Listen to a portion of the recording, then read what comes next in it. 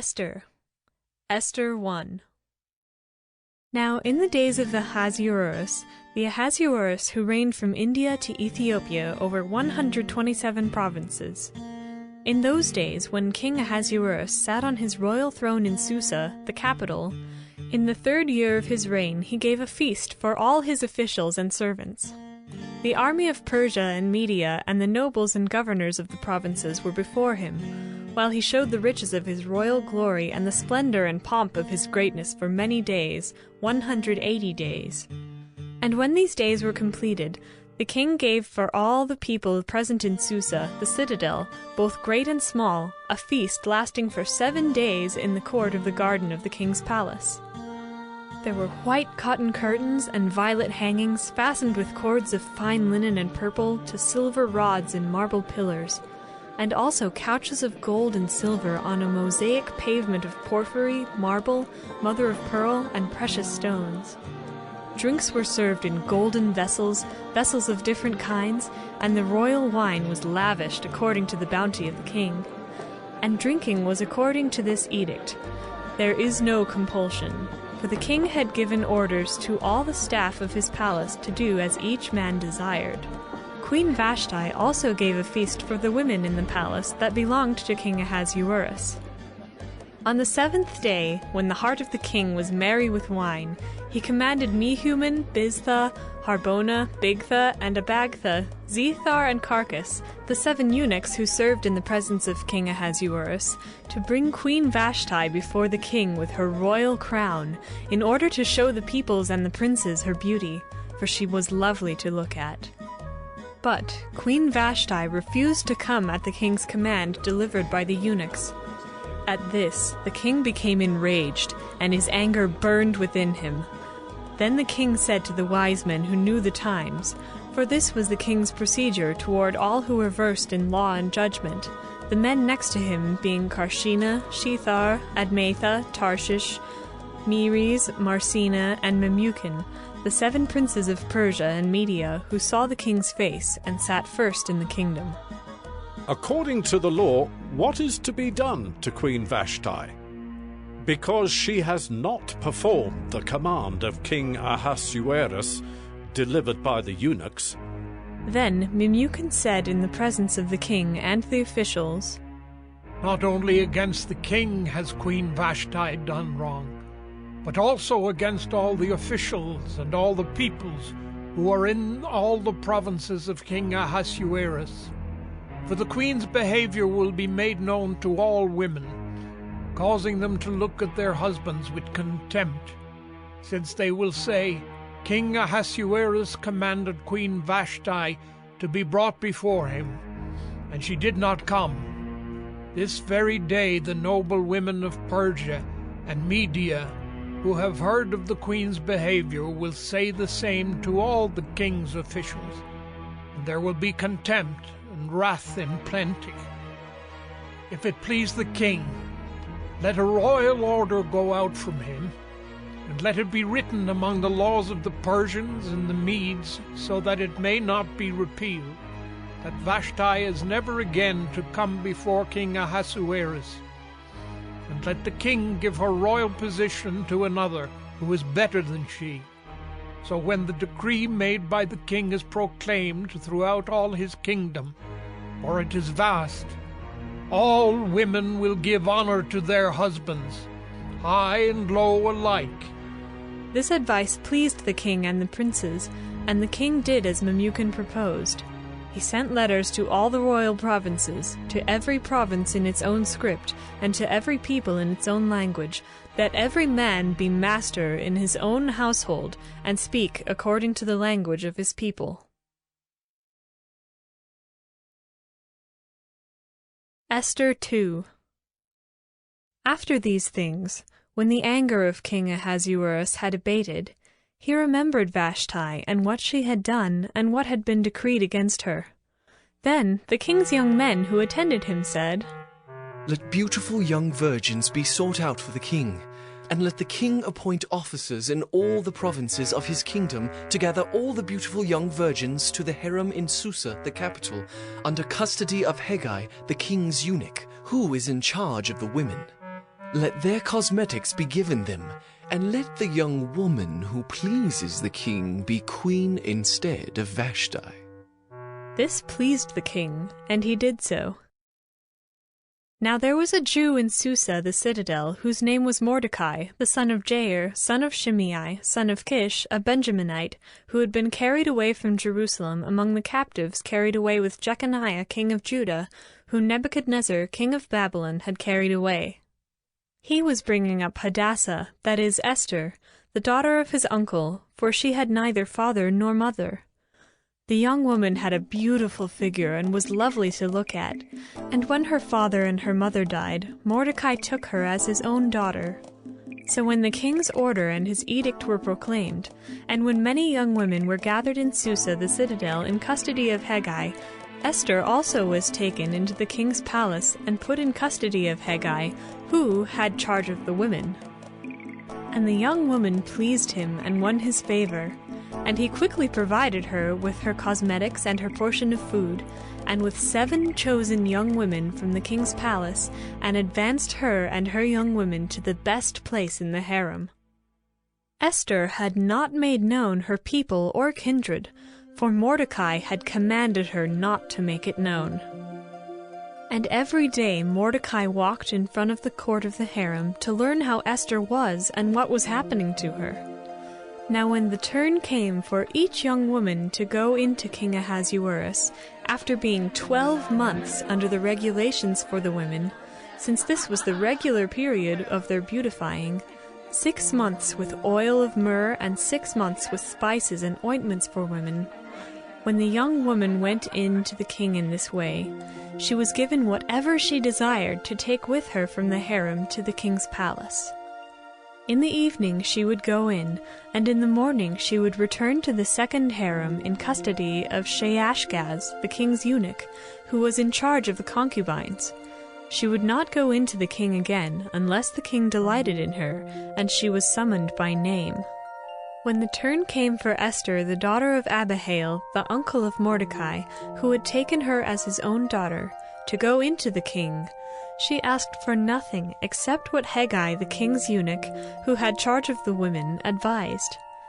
Now Esther was winning favor in the eyes of all who saw her, and when Esther was taken to King Ahasuerus into his royal palace, in the 10th month, which is the month of Tebeth, in the 7th year of his reign, the king loved Esther more than all the women, and she won grace and favor in his sight more than all the virgins, so that he set the royal crown on her head, and made her queen instead of Vashti.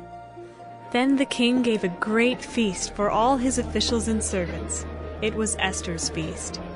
He also granted a remission of taxes to the provinces, and gave gifts with royal generosity. Now when the virgins were gathered together the second time, Mordecai was sitting at the king's gate. Esther had not made known her kindred or her people, as Mordecai had commanded her, for Esther obeyed Mordecai just as when she was brought up by him. In those days, as Mordecai was sitting at the king's gate, Bigthan and Teresh, 2 of the king's eunuchs who guarded the threshold, became angry, and sought to lay hands on King Ahasuerus. And this came to the knowledge of Mordecai, and he told it to Queen Esther, and Esther told the king in the name of Mordecai. When the affair was investigated and found to be so, the men were both hanged on the gallows, and it was recorded in the book of the Chronicles in the presence of the king.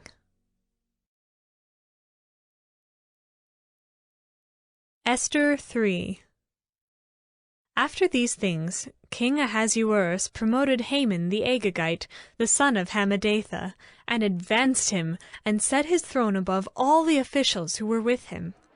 And all the king's servants who were at the king's gate bowed down and paid homage to Haman, for the king had so commanded concerning him. But Mordecai did not bow down or pay homage. Then the king's servants who were at the king's gate said to Mordecai, "Why do you transgress the king's command?" And when they spoke to him day after day, and he would not listen to them, they told Haman, in order to see whether Mordecai's words would stand, for he had told them that he was a Jew. And when Haman saw that Mordecai did not bow down or pay homage to him, Haman was filled with fury. But he disdained to lay hands on Mordecai alone. So, as they had made known to him the people of Mordecai, Haman sought to destroy all the Jews, the people of Mordecai, throughout the whole kingdom of Ahasuerus. In the 1st month, which is the month of Nisan, in the 12th year of King Ahasuerus, they cast pure, that is, they cast lots, before Haman day after day. And they cast it month after month, till the 12th month, which is the month of Adar. Then Haman said to King Ahasuerus, There is a certain people scattered abroad and dispersed among the peoples in all the provinces of your kingdom. Their laws are different from those of every other people, and they do not keep the king's laws, so that it is not to the king's profit to tolerate them. If it please the king, let it be decreed that they be destroyed, and I will pay 10,000 talents of silver into the hands of those who have charge of the king's business, that they may put it into the king's treasuries. So the king took his signet ring from his hand and gave it to Haman the Agagite, the son of Hammedatha, the enemy of the Jews. And the king said to Haman, The money is given to you, the people also, to do with them as it seems good to you. Then the king's scribes were summoned on the 13th day of the 1st month, and an edict, according to all that Haman commanded, was written to the king's satraps and to the governors over all the provinces and to the officials of all the peoples, to every province in its own script and every people in its own language. It was written in the name of King Ahasuerus and sealed with the king's signet ring. Letters were sent by couriers to all the king's provinces with instruction to destroy, to kill, and to annihilate all Jews, young and old, women and children, in one day, the 13th day of the 12th month, which is the month of Adar, and to plunder their goods. A copy of the document was to be issued as a decree in every province by proclamation to all the peoples to be ready for that day. The couriers went out hurriedly by order of the king, and the decree was issued in Susa the citadel. And the king and Haman sat down to drink, but the city of Susa was thrown into confusion. Esther 4. When Mordecai learned all that had been done, Mordecai tore his clothes and put on sackcloth and ashes, and went out into the midst of the city, and he cried out with a loud and bitter cry. He went up to the entrance of the king's gate, for no one was allowed to enter the king's gate clothed in sackcloth.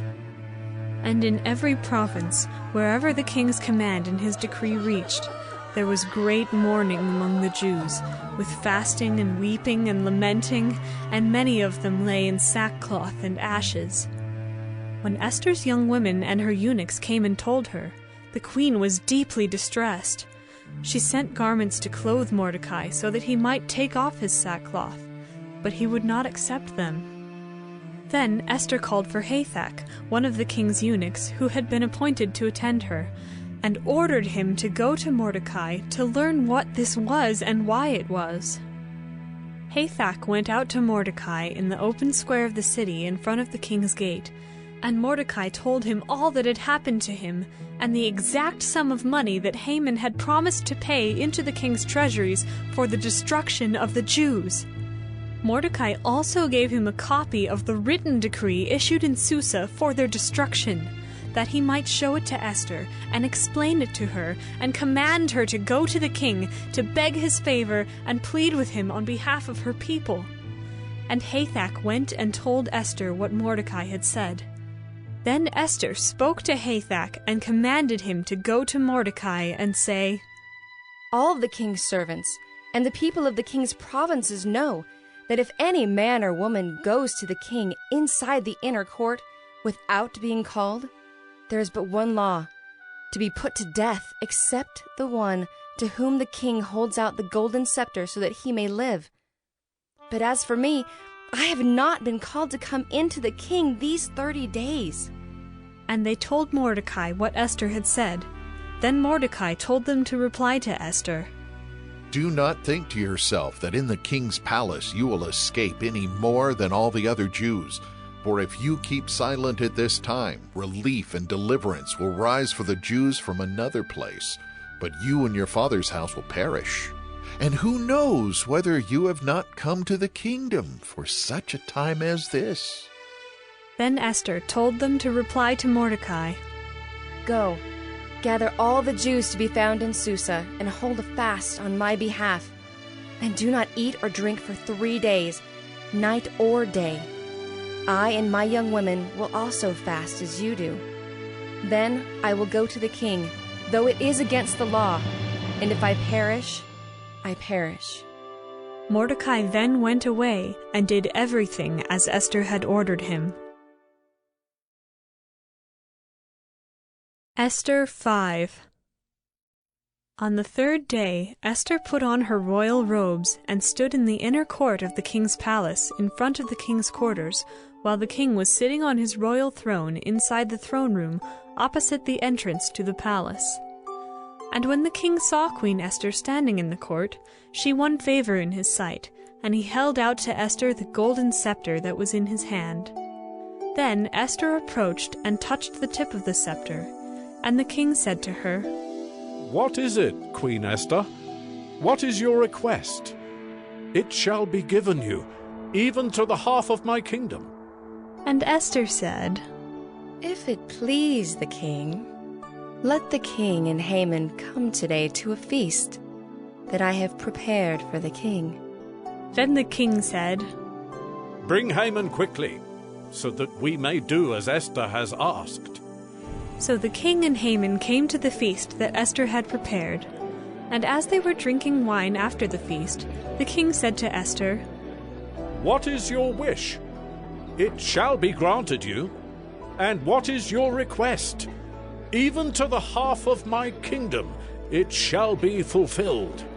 Then Esther answered, My wish and my request is, if I have found favor in the sight of the king, and if it please the king to grant my wish and fulfill my request, let the king and Haman come to the feast that I will prepare for them, and tomorrow I will do as the king has said.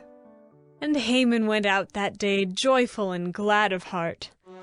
But when Haman saw Mordecai in the king's gate, that he neither rose nor trembled before him, he was filled with wrath against Mordecai. Nevertheless, Haman restrained himself and went home, and he sent and brought his friends and his wife Zeresh. And Haman recounted to them the splendor of his riches, the number of his sons, all the promotions with which the king had honored him, and how he had advanced him above the officials and the servants of the king. Then Haman said, Even Queen Esther, let no one but me come with the king to the feast she prepared. And tomorrow also I am invited by her together with the king. Yet all this is worth nothing to me, so long as I see Mordecai the Jew sitting at the king's gate. Then his wife Zeresh and all his friends said to him, Let a gallows 50 cubits high be made, and in the morning tell the king to have Mordecai hanged upon it. Then go joyfully with the king to the feast. This idea pleased Haman, and he had the gallows made. Esther 6.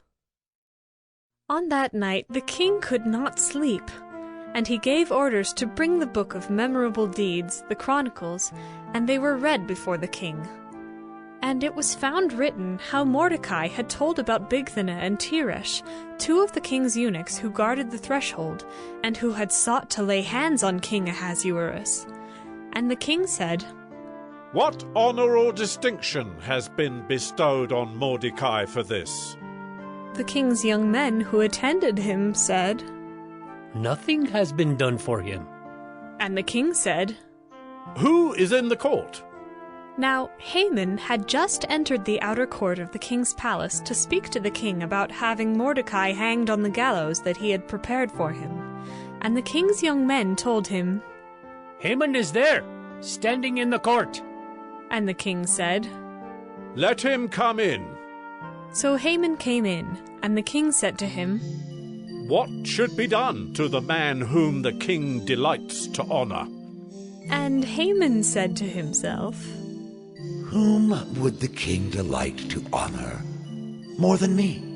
And Haman said to the king, For the man whom the king delights to honor, let royal robes be brought, which the king has worn, and the horse that the king has ridden, and on whose head a royal crown is set.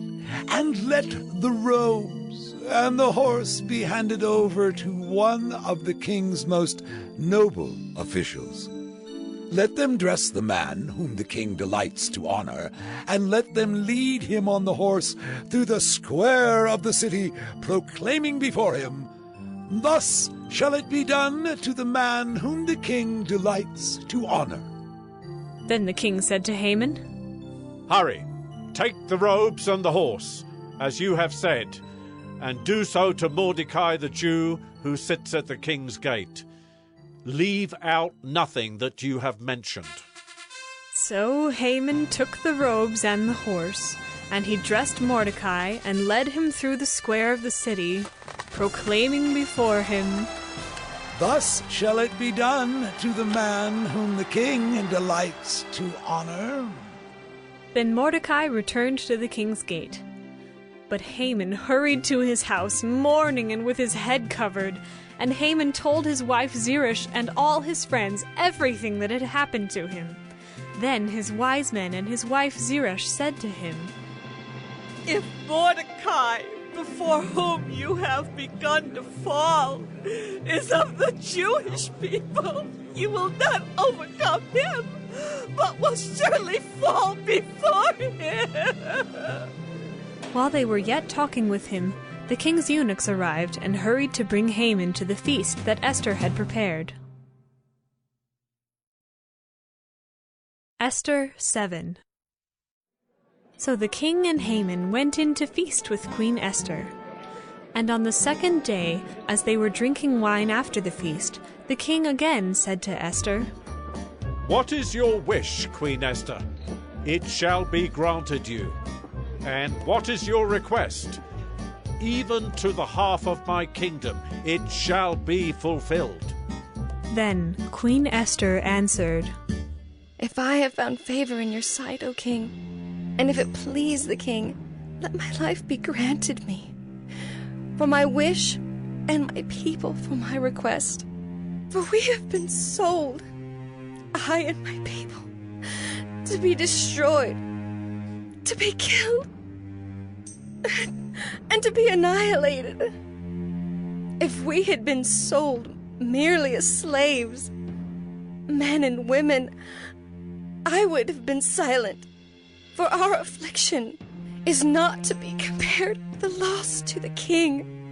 Then King Ahasuerus said to Queen Esther, Who is he and where is he who has dared to do this? And Esther said, A foe and enemy, this wicked Haman. Then Haman was terrified before the king and the queen. And the king arose in his wrath from the wine drinking and went into the palace garden. But Haman stayed to beg for his life from Queen Esther, for he saw that harm was determined against him by the king. And the king returned from the palace garden to the place where they were drinking wine, as Haman was falling on the couch where Esther was. And the king said, Will he even assault the queen in my presence, in my own house? As the word left the mouth of the king, they covered Haman's face.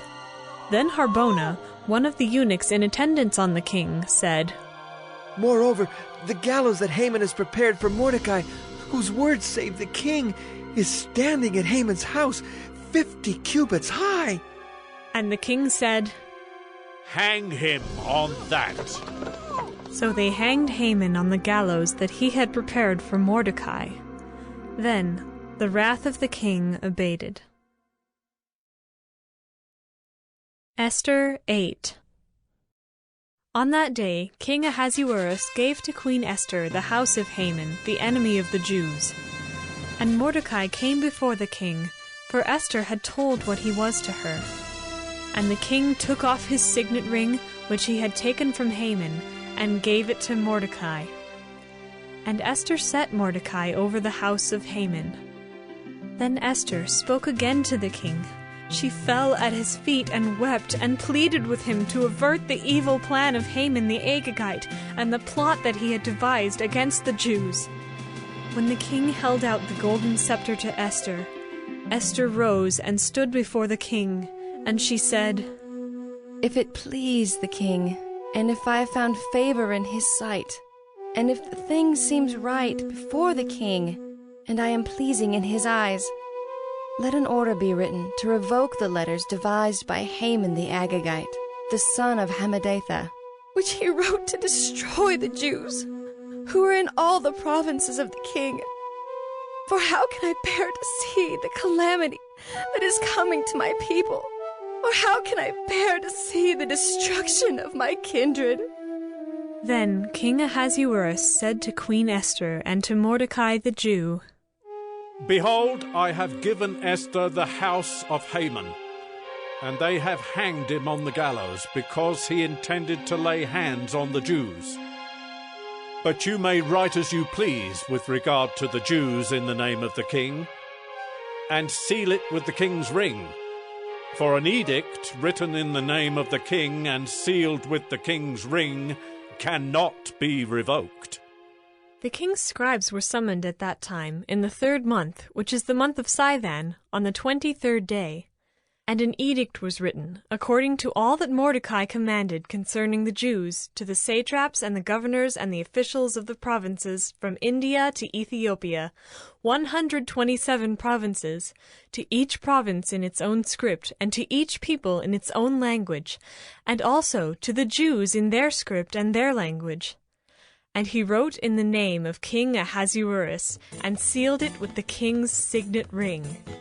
Then he sent the letters by mounted couriers riding on swift horses that were used in the king's service, bred from the royal stud, saying that the king allowed the Jews who were in every city to gather and defend their lives, to destroy, to kill, and to annihilate any armed force of any people or province that might attack them, children and women included, and to plunder their goods, on one day throughout all the provinces of King Ahasuerus, on the 13th day of the 12th month, which is the month of Adar.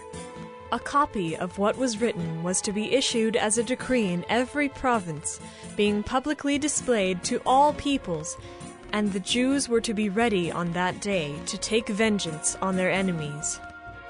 So the couriers, mounted on their swift horses that were used in the king's service, rode out hurriedly, urged by the king's command. And the decree was issued in Susa, the citadel.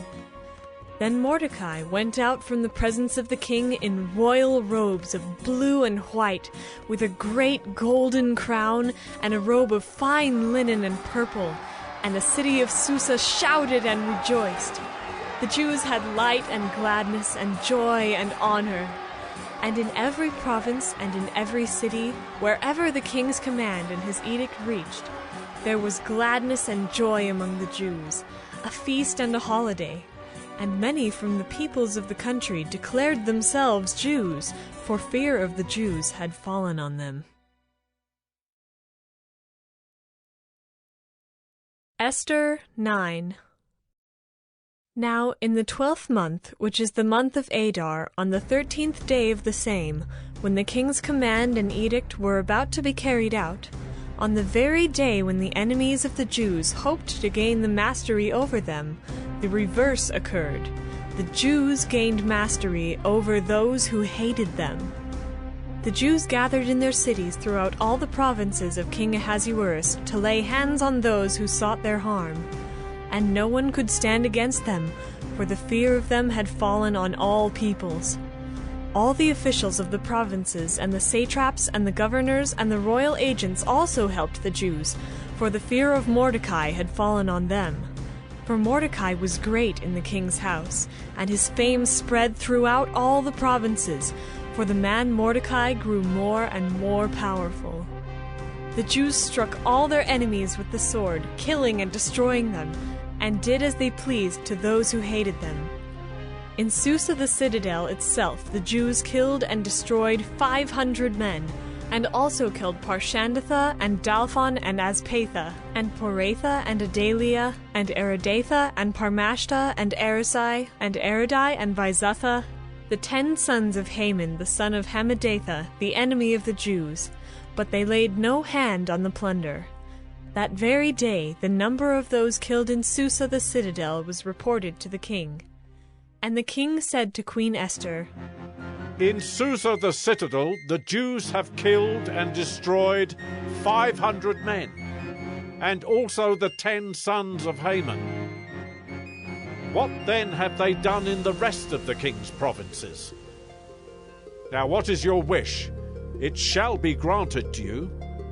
And what further is your request? It shall be fulfilled. And Esther said, If it please the king, let the Jews who are in Susa be allowed tomorrow also to do according to this day's edict, and let the 10 sons of Haman be hanged on the gallows. So the king commanded this to be done. A decree was issued in Susa, and the 10 sons of Haman were hanged. The Jews who were in Susa gathered also on the 14th day of the month of Adar, and they killed 300 men in Susa, but they laid no hands on the plunder. Now the rest of the Jews who were in the king's provinces also gathered to defend their lives, and got relief from their enemies, and killed 75,000 of those who hated them, but they laid no hands on the plunder. This was on the 13th day of the month of Adar, and on the 14th day they rested and made that a day of feasting and gladness. But the Jews who were in Susa gathered on the 13th day and on the 14th, and rested on the 15th day, making that a day of feasting and gladness. Therefore the Jews of the villages, who live in the rural towns, hold the 14th day of the month of Adar as a day for gladness and feasting, as a holiday, and as a day on which they send gifts of food to one another. And Mordecai recorded these things, and sent letters to all the Jews who were in all the provinces of King Ahasuerus, both near and far, obliging them to keep the 14th day of the month Adar, and also the 15th day of the same, year by year, as the days on which the Jews got relief from their enemies, and as the month that had been turned for them from sorrow into gladness, and from mourning into a holiday, that they should make them days of feasting and gladness, days for sending gifts of food to one another and gifts to the poor. So the Jews accepted what they had started to do, and what Mordecai had written to them. For Haman the Agagite, the son of Hammedatha, the enemy of all the Jews, had plotted against the Jews to destroy them, and had cast pure, that is, cast lots, to crush and to destroy them. But when it came before the king, he gave orders in writing that his evil plan that he had devised against the Jews should return on his own head, and that he and his sons should be hanged on the gallows. Therefore they called these days Purim, after the term pure. Therefore, because of all that was written in this letter, and of what they had faced in this matter, and of what had happened to them, the Jews firmly obligated themselves and their offspring and all who joined them, that without fail they would keep these 2 days according to what was written, and at the time appointed every year. That these days should be remembered and kept throughout every generation in every clan, province, and city, and that these days of Purim should never fall into disuse among the Jews, nor should the commemoration of these days cease among their descendants. Then Queen Esther, the daughter of Abihail, and Mordecai the Jew gave full written authority, confirming this second letter about Purim. Letters were sent to all the Jews, to the 127 provinces of the kingdom of Ahasuerus, in words of peace and truth, that these days of Purim should be observed at their appointed seasons, as Mordecai the Jew and Queen Esther obligated them, and as they had obligated themselves and their offspring, with regard to their fasts and their lamenting. The command of Queen Esther confirmed these practices of Purim, and it was recorded in writing. Esther 10. King Ahasuerus imposed tax on the land and on the coastlands of the sea. And all the acts of his power and might, and the full account of the high honor of Mordecai, to which the king advanced him, are they not written in the book of the Chronicles of the kings of Media and Persia? For Mordecai the Jew was second in rank to King Ahasuerus, and he was great among the Jews, and popular with the multitude of his brothers, for he sought the welfare of his people, and spoke peace to all his people.